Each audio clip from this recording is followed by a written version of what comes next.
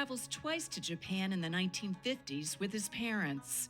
Earlier, while at Exeter, he gets permission to skip a science class in order to take Chinese and Japanese history. So while Asian studies are already of interest to the Harvard student, leaving his senior year for Japan is not a calculated move.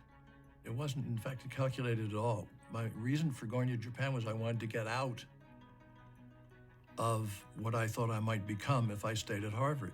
Getting into something where I not only couldn't speak the language, but where everybody was different, and I was tremendously tall, and they'd never sort of seen anything like that before. So it was the getting out factor, putting yourself in hard situations, tough situations where you have to survive by your wits and study of the language over a period of 3 years. That's a long time. While Jay had visited the country before, he could not have known how living as a student in Japan would affect him.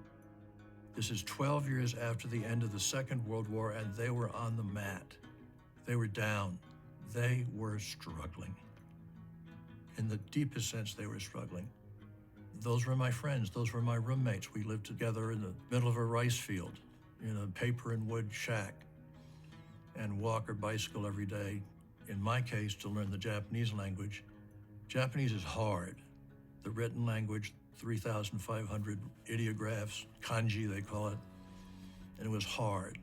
And that's when you got up really early in the morning, it was cold, and you practiced and you practiced and you practiced and you practiced. And I got good at Japanese.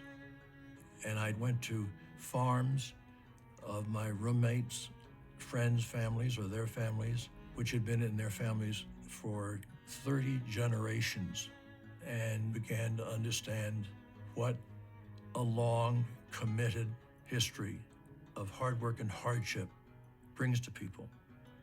It was a very personal experience for me, a very deep experience.